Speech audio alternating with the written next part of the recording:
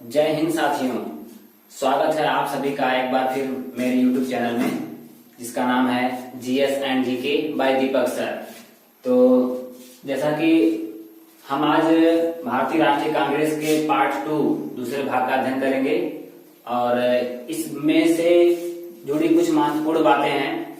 देखिए मित्रों, भाग 1 में मैंने भारतीय राष्ट्रीय कांग्रेस की स्थापना, भारतीय राष्ट्रीय कांग्रेस के प्रथम अध्यक्ष और उनसे तमाम जुड़ी बातों का मैंने पहली वीडियो में जिक्र किया है। अगर आप सभी उस वीडियो को नहीं देखे हैं तो जाकर के सर्च कीजिए और मैं डिस्क्रिप्शन में लिंक भेज दूंगा, आप लोग उसको देख सकते हैं। तो आइए शुरू करते हैं। हमने कल सन 1905 ईस्वी के स्वदेशी आंदोलन तक पढ़ा था और आज हम लोग देखते हैं सन 1906 के कलकत्ता अधिवेशन के बारे में। इस अधिवेशन की जो मुख्य बात वो है, इसमें स्वराज शब्द का सर्वप्रथम प्रयोग किया गया और किसके द्वारा? दादा भाई नौरोजी, वो इस अधिवेशन के अध्यक्ष भी थे। और सबसे बड़ी बात यह है कि इस अधिवेशन में 4 प्रस्ताव पारित किए गए। एक पहला उसमें था स्वदेशी, दूसरा बहिष्कार, तीसरा शिक्षा और चौथा प्रशासन। स्वदेशी मतलब सभी भारतवासियों को ये प्रेरित किया गया कि आप लोग भारत में बनी वस्तुओं का उपयोग करेंगे। और बहिष्कार, विदेशों में बनी वस्तुओं का बहिष्कार करेंगे। जगह जगह देश में विदेशी सामानों की होली जलाई गई। और तीसरा शिक्षा, पहले भारतीय लोगों को शिक्षा के समान अवसर नहीं मिल पाते थे। शिक्षा को बढ़ावा देने के लिए जगह जगह जुलूस निकाले गए, लोगों से आह्वान किया गया कि आप लोग शिक्षा की ओर ध्यान दें। और इसके बाद 4th नंबर पर प्रशासन। प्रशासन मतलब उस समय जो ब्रिटिश सरकार में बहुत छोटे ओहदे पर भारतीयों को रखा जाता था, तो उन्होंने इस प्रस्ताव से ये मांग रखी कि अब हमारे भारतीय लोग भी अपने शिक्षा के बल पर जो है ऊंचे पदों पर आसीन हो सकते हैं। अब दोस्तों 1906 ईस्वी की एक भी एक बहुत महत्वपूर्ण घटना है, जिसका नाम है मुस्लिम लीग का गठन। हाँ, मुस्लिम लीग का गठन, ये हमारे देश में बंटवारे की नींव पड़ चुकी थी मुस्लिम लीग के द्वारा। और ये कब हुआ? ये बंटवारा हुआ सन 1906 में। 30 दिसंबर 1906 को स्थान कहां पर है? ढाका। ढाका में जो है इसका बंटवारा हुआ, ढाका में इसका अधिवेशन हुआ। और उस समय प्रथम अध्यक्ष थे वकारुल मुल्क और वायसराय थे लॉर्ड मिंटो। वायसराय कौन थे? Lord Minto. अब लोग प्रश्न पूछा जाता है कि मुस्लिम लीग के गठन के संस्थापक कौन थे, या मुस्लिम लीग के संस्थापक कौन थे? उसमें सबसे पहला नाम आता सलीमुल्लाह खां का। उसमें 3 लोग थे, वकारुल मुल्क भी थे और आगा खां भी थे। अगर कहीं ऑप्शन में तीनों देता है तो आप लोग उपरोक्त सभी यानी तीनों को मारेंगे, टिक करेंगे। नहीं तो उनमें से एक देगा कोई, तो आप उसमें से एक टिक किया जा सकता है। तो ये मुस्लिम लीग का जो है गठन, याद रखिएगा, स्थान पूछता है कहां पर हुआ था, तो ये ढाका में हुआ था, जो वर्तमान में बांग्लादेश में है।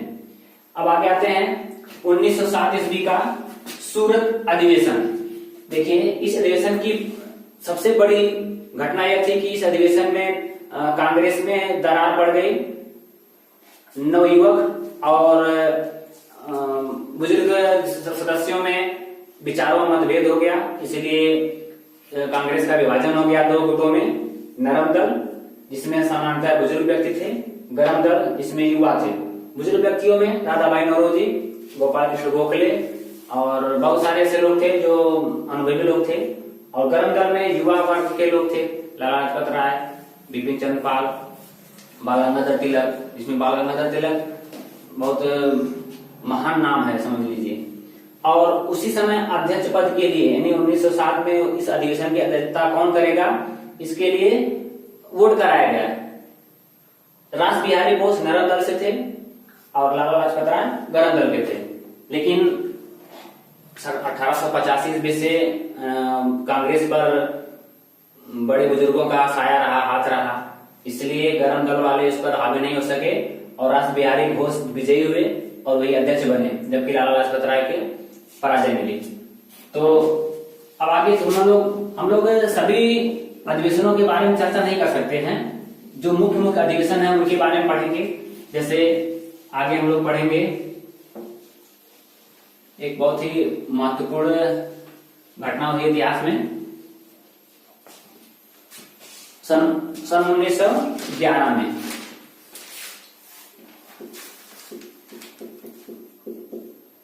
दिल्ली दरबार उसको बोला गया 1911 ईस्वी में। 1911 ईस्वी वायसराय कौन था? Viceroy Lord Hardinge.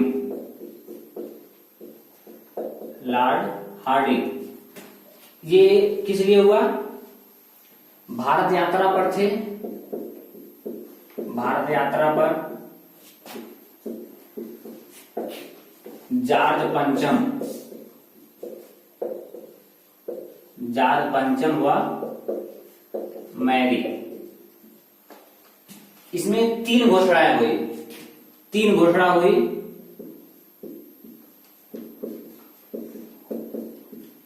Number 1 Bengal विभाजन रद्द।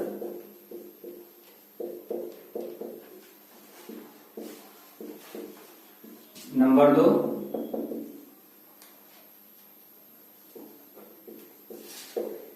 असम, उड़ीसा व बिहार का गठन। असम, उड़ीसा व बिहार का गठन ये 1911 में जब जॉर्ज पंचम और मैरी आए भारत यात्रा पर, तब उन्होंने ये घोषणा की थी। एक सबसे महत्वपूर्ण है तीसरे नंबर की, क्या है? वह है राजधानी परिवर्तन। जी हाँ दोस्तों, राजधानी परिवर्तन। याद रखिएगा, आप लोगों ने देखा होगा कि कलकत्ता ऐसा स्थान है जहां पर कांग्रेस के सर्वाधिक अधिवेशन हुए। कोई रीजन रहा होगा, क्योंकि कलकत्ता भारत की पहली राजधानी हुआ करती थी, लेकिन सन 1911 में इसी घोषणा में राजधानी परिवर्तन हुआ। इसके 2 चरण हैं। पहला 12 दिसंबर 1911 को इसकी घोषणा हुई और 1 अप्रैल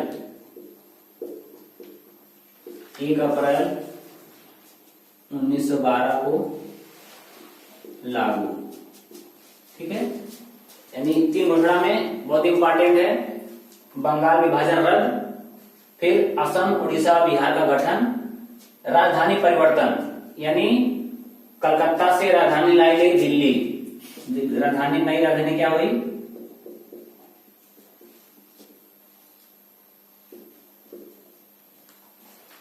राजधानी बनी दिल्ली। इसके पहले कलकत्ता हुआ करती थी। तो 1911 का दिल्ली दरबार की कुछ घटनाएं थी। अब इसके बाद हम लोग पढ़ेंगे लखनऊ अधिवेशन। लखनऊ अधिवेशन भी भारतीय राष्ट्रीय कांग्रेस अर्थात कह सकते हैं भारत के आधुनिक इतिहास में एक बहुत ही महत्वपूर्ण स्थान रखता है। लखनऊ अधिवेशन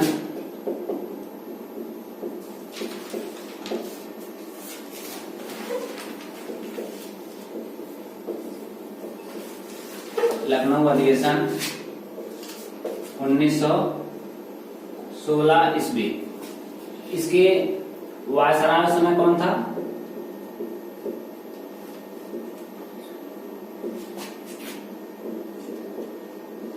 लॉर्ड चेम्सफोर्ड।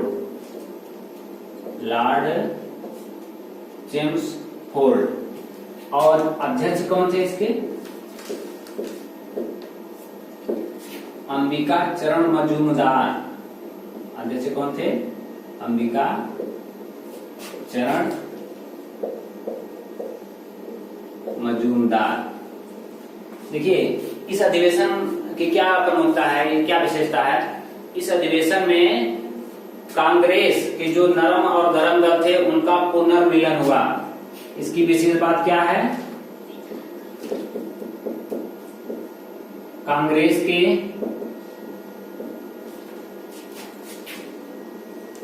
नरम दल व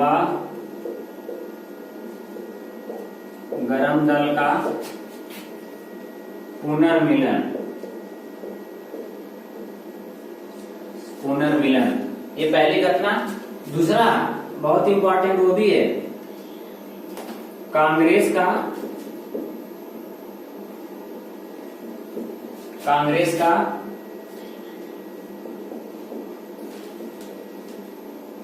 मुस्लिम लीग से समझौता, मुस्लिम लीग से समझौता।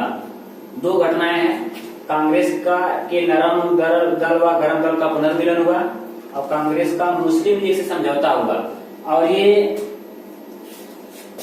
जिस समिति के द्वारा हुआ उसका नाम था संयुक्त समिति। संयुक्त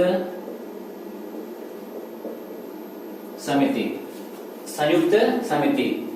एक चीज और है, इसमें मध्यस्थता किसने की थी, मतलब मध्यस्थता, इसमें बीच में कौन जो है आगे आया इन दोनों गुटों को आपस में समझौता कराने के लिए, तो वे थे बाल गंगाधर तिलक।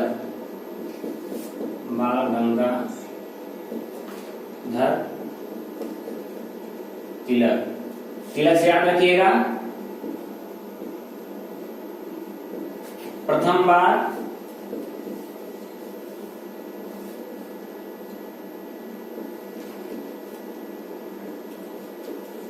गणपति उत्सव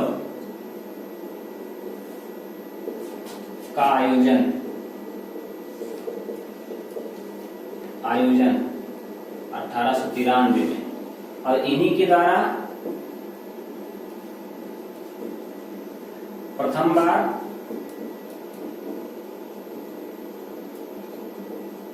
शिवाजी उत्सव का आयोजन ये हुआ 1895 में। बाल गंगाधर तिलक का नाम आया तो इसलिए मैंने लिखवा दिया। पूछा जाता है गणपति उत्सव का आयोजन कब हुआ और किसने कराया? 1893।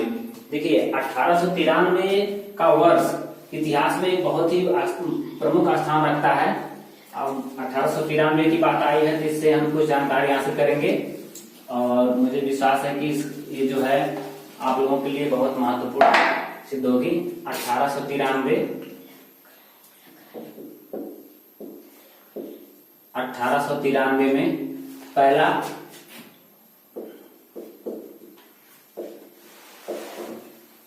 शिकागो में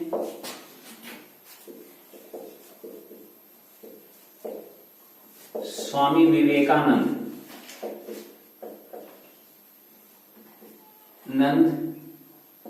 के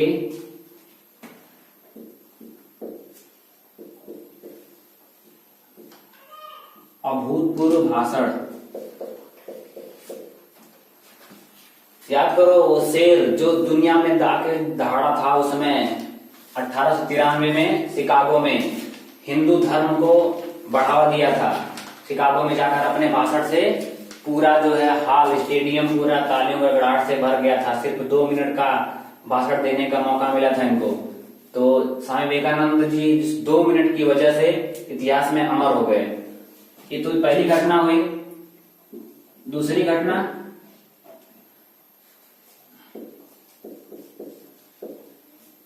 महात्मा गांधी दक्षिण अफ्रीका गए। दूसरी घटना हुई। तीसरी घटना योगीराज महर्षि अरविंद घोष की भारत वापसी।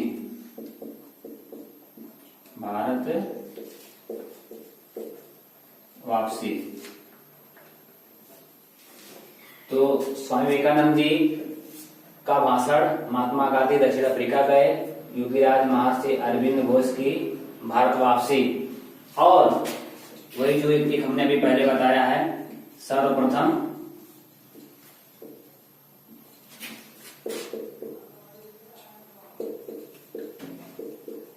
गणपति महोत्सव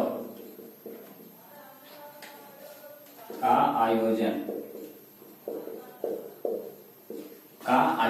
ये 1893 हमारे भारत के इतिहास में बहुत ही महत्वपूर्ण स्थान रखता है। ठीक है, अब हम लोग एक और ही बहुत ही महत्वपूर्ण आंदोलन के बारे में अध्ययन करेंगे जो 1916 में ही चलाया गया था, जिसका नाम था होम रूल लीग।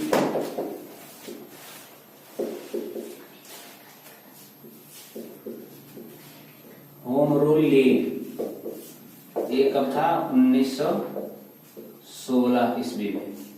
देखिए इसमें दो नेता प्रमुख थे। पहला एनी बेसेंट,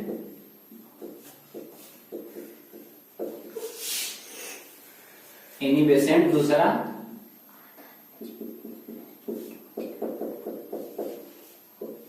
बाल गंगाधर तिलक। इन लोगों का क्षेत्र बटा हुआ था। गंगाधर तिलक, इधर लिखते हैं एनी बेसेंट।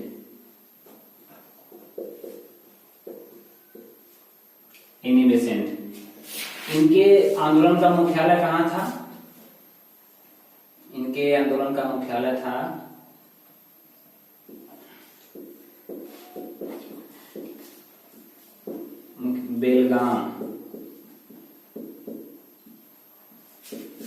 बेलगाम कर्नाटक।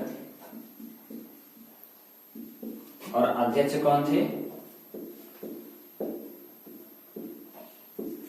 जोसेफ बेपतिस्ता। गंगाधर तिलक, और इनका क्षेत्र कहां तक था? बरार और कर्नाटक और मध्य प्रांत।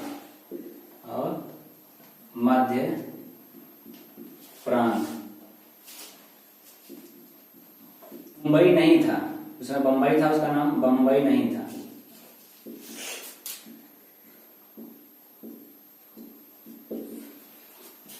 एनी बेसेंट का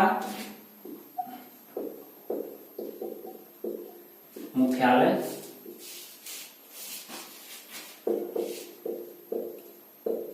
अड्यार, ये कहां पड़ता है?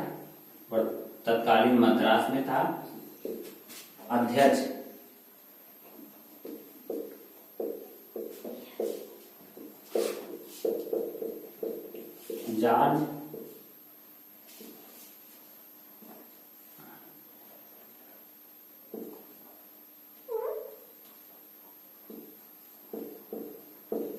जॉर्ज अनहंडेल। इनका क्षेत्र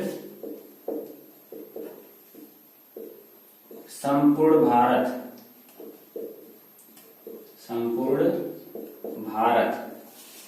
तिलक के क्षेत्र को छोड़कर, यानी जहां जहां तिलक का क्षेत्र है, तिलक के क्षेत्र को छोड़कर। आइए एक बार फिर से नजर डालते हैं होम रूल आंदोलन के बारे में। ये देखिए इसमें दो नेता मुख्य रूप से थे, एनी बेसेंट और बाल गंगाधर तिलक। इन दोनों का क्षेत्र बटा हुआ था और ये आंदोलन आयरलैंड से प्रेरित था। ये जो है आयरलैंड से प्रेरित था। आप लोगों को याद होगा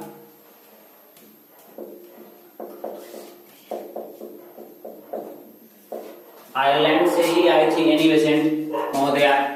और देखिए, और इसके बाद हम सभी इस एक ही वीडियो में भारतीय राष्ट्रीय कांग्रेस को मतलब अध्ययन समाप्त नहीं कर सकते, और अगर अच्छे से समझना है तो जल्दबाजी नहीं। इसीलिए हम मिलते हैं नेक्स्ट वीडियो में। और अगर वीडियो अच्छा लगा हो तो लाइक कीजिए, कमेंट कीजिए और मेरे चैनल को सब्सक्राइब कीजिए। थैंक यू, धन्यवाद, जय हिंद।